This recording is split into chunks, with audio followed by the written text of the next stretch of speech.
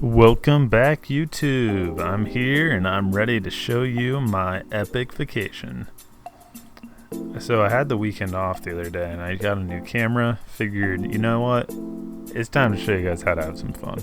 So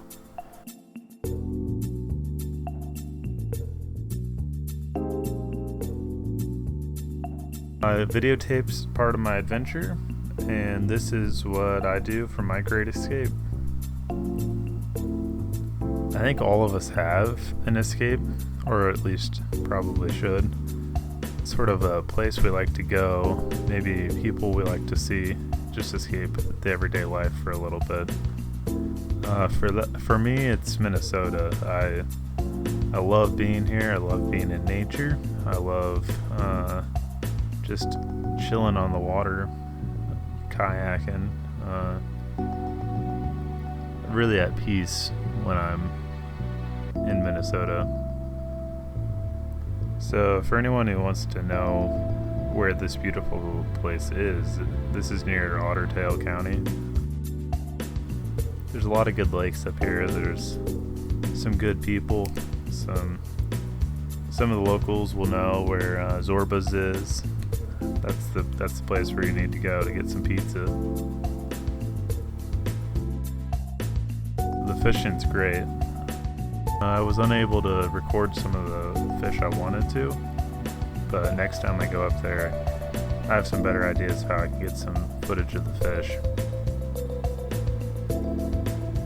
So this lake that I'm on currently is Deer Lake.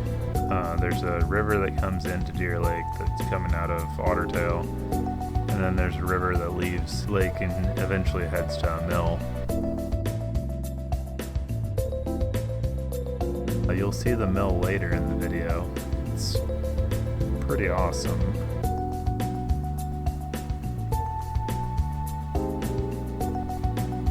Unfortunately for this lake, it's been invaded by invasive species.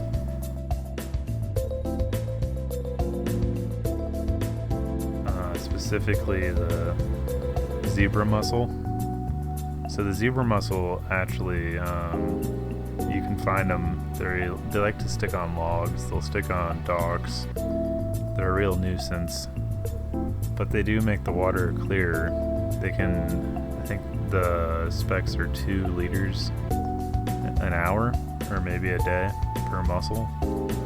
And there's thousands of these, so the water gets quite pure, but the weed line changes then, and your fish where you go and get them normally is also now changed, which is not what you want for an ecosystem like that.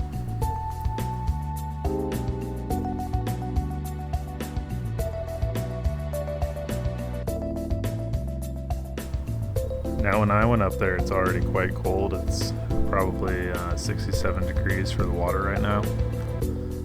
I don't mind it. I can swim in it fine, but I think a lot of people would want to wear a wetsuit if they're in there for too long.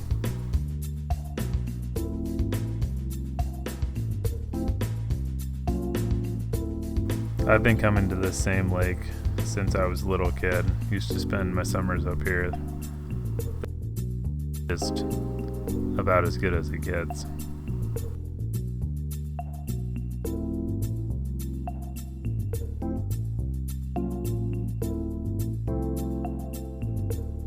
I think it's important when you grow up and later in life to go on adventures, just to leave your everyday life and see what's around you, see what else exists.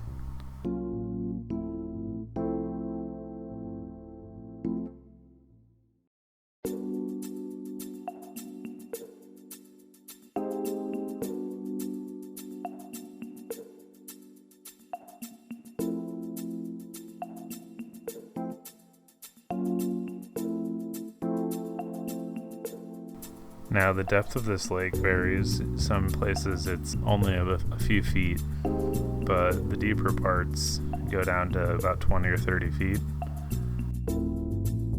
The camera can't go lower than 30 feet, and my ears don't like it when I try to get that deep. So the max depth you see in this footage is probably around 20 feet. maybe a little bit less than that. There isn't much to see down there, so.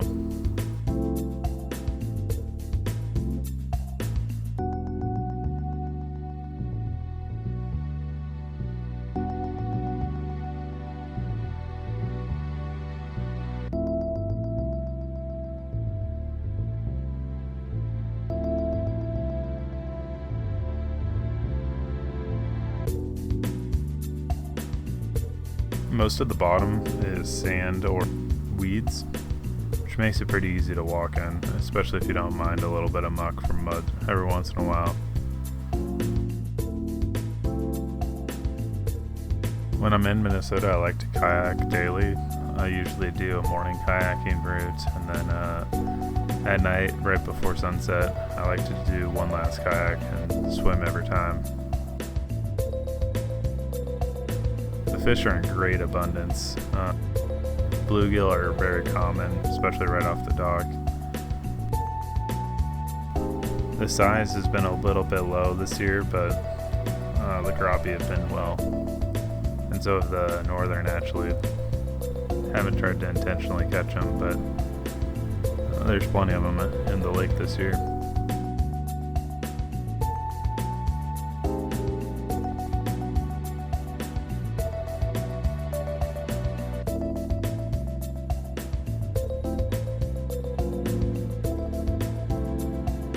The fish right off the end of the dock are practically trained. I can lay in the water and they'll swim up right next to my hand.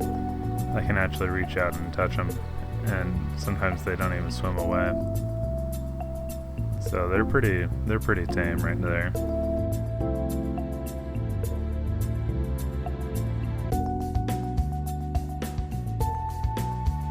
One fish decided to do a good cameo right into the camera.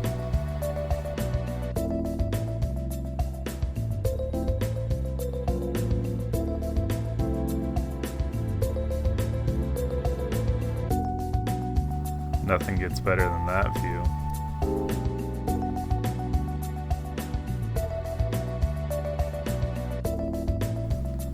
Next we got Phelps Mill, which I really loved going to as a child. The mill was built back in about 1888, and it acted as a flour mill.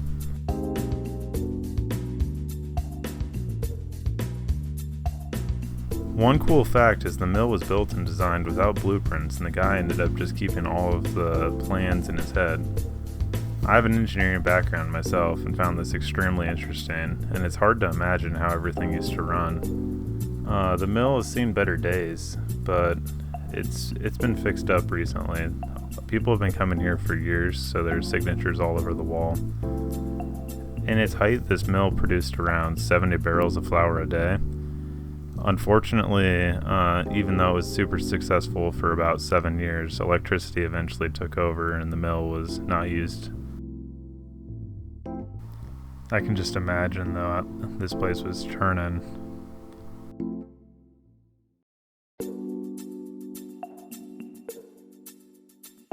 One of my favorite mechanisms is up there on the ceiling. And that was a dust collector, so it would spin and actually collect the dust throughout the entire building, which both protected the workers' lungs and the risk of explosions.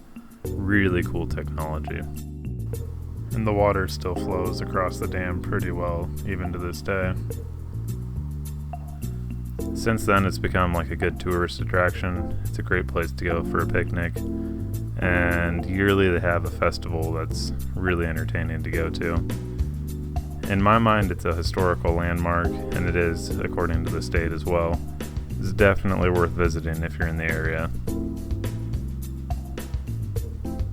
And you can actually kayak all the way down to this, but that's an all-day trip.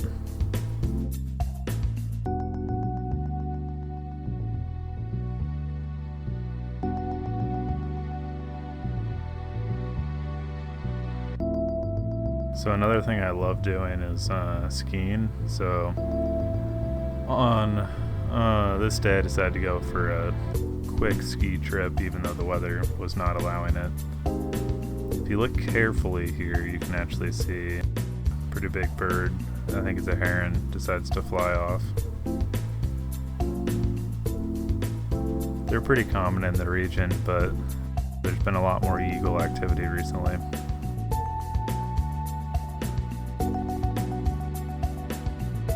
So I like to ski on 2 and 1. I also have a wakeboard, but I didn't have time to skate on a wakeboard this time.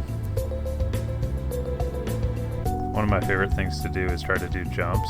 So I like to try to stretch a bit, get some good waves, jump up in the air. On this specific day, the air temperature was colder than the water, so the water actually felt pretty good.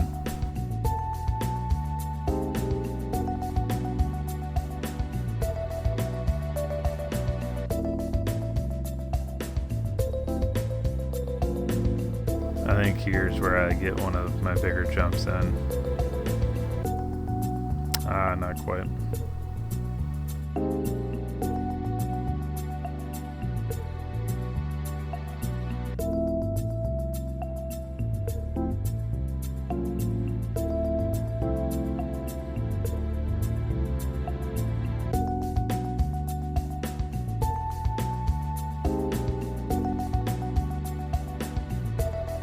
And I've been skiing at local lakes closer to where I live now, and it's still a great weekend thing. It can be an escape right there. Helps you free your mind of everything and kind of just relax.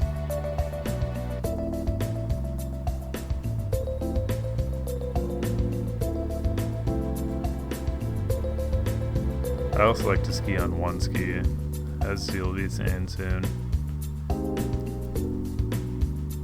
I'm not quite as good at it. I've just picked it up probably about 8 years ago or so. So I'm still learning some of the techniques. With good water, it seems to be almost easier to hold on.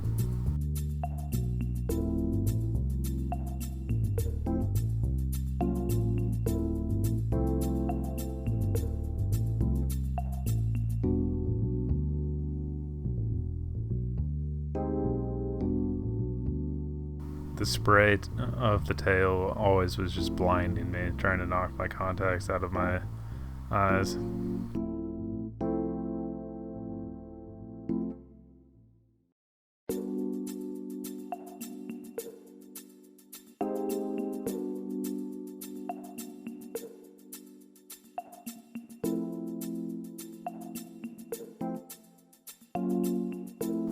After a good time of skiing, it's always nice just to chill on the boat. Going back home, you can see the storm clouds are starting to roll in. There's a huge storm that ends up rolling in the same night.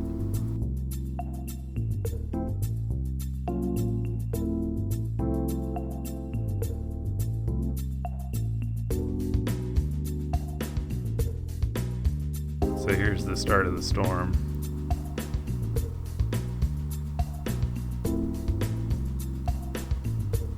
The cool thing is, while the storm's going, the sun starts to try to peek through the clouds.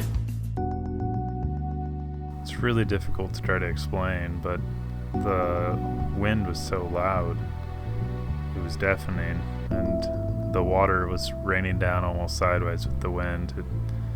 It's hard to even get on footage, but when the sun finally poked through, it was like a ball of fire. I did my best to try to record it.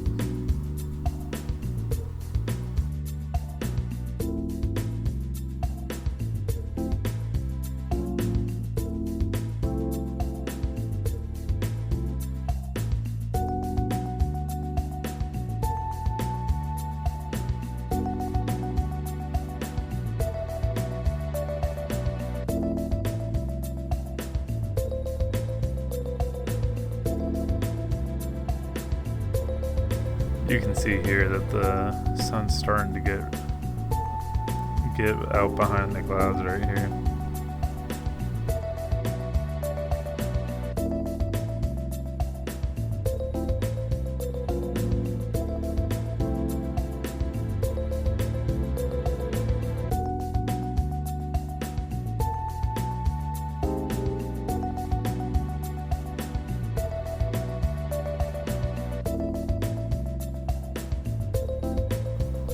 even with water on the lens, it's one of the more impressive sunsets I've seen.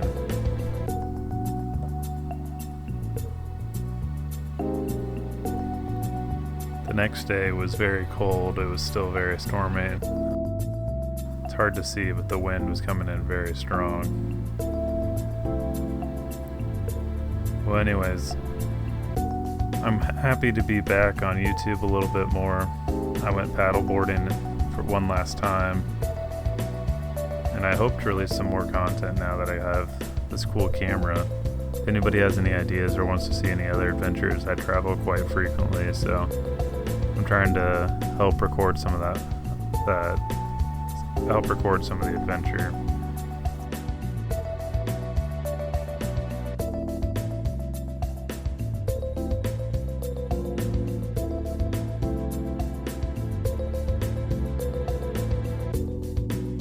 If you like what you see, subscribe, and I'll see you guys again next time. Over and out.